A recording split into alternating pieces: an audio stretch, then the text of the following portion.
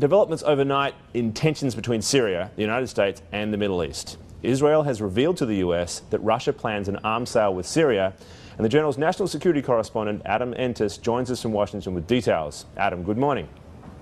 Good morning. Adam, if this is true, this does not help matters, I presume, in the US efforts to help settle tensions in the region. Where does it take us? Well, I mean, what it really shows is this underlying tension between the United States and Russia over how to deal with the situation in Syria. And the Russians are showing that they're not backing down from their partnership with Assad, who the U.S. wants to see step aside. And what exactly is it that the Russians are said to be delivering to Syria? Right. This is a very advanced ground-to-air missile system called the S-300. Which is the kind of system that the U.S. had sought to block the Russians from selling to the Syrians at the end of the Bush administration. And Bush administration officials who we spoke to for this story told us that they were successful in stopping that deal. So for the Russians to revive it now, as we reach sort of a tipping point, potential tipping point in the conflict in Syria, would be a very clear message to the United States and to other Western powers and Arab allies of the United States that they need to keep their distance from what's going on in Syria and not try to intervene. Well, and it also would actually physically make it difficult, right? I mean, these are fairly sophisticated surface-to-air missiles and would make it a lot harder for planes to get in there. Right. I mean, the Syrians already have a world-class system that American officials are already very concerned about and feel would be very difficult to penetrate and maintain a presence over for a sustained period of time.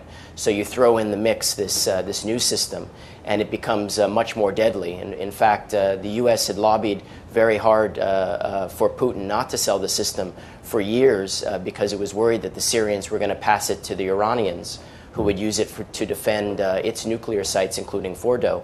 So this has definitely been on the American radar for a long time, and the officials that we spoke to are reviewing this Israeli intelligence to see how imminent they feel the deal is. The Israelis believe the sale could go forward as soon as 3 months from now. So this is all coming to head right now, and it's likely to raise tensions between the U.S. and Russia. Now, one of the problems, of course, is that there's none of these parties are ever, disinterested parties, and as top-notch as the Israeli intelligence can be, there's often an agenda there as well. And then we know there's often been doubts about Israel's take on Iran's preparedness, for example, for a nuclear attack. Is there some skepticism in this case as well that Israel might be trying to provoke the U.S. into action? Well, I think what we've seen repeatedly here is the Israelis will be the first to get the intelligence about prospective transfers of arms from Russia to Syria or Iran, and then typically what happens is the Israelis come and make their case to the Americans to try to get the Americans to effectively go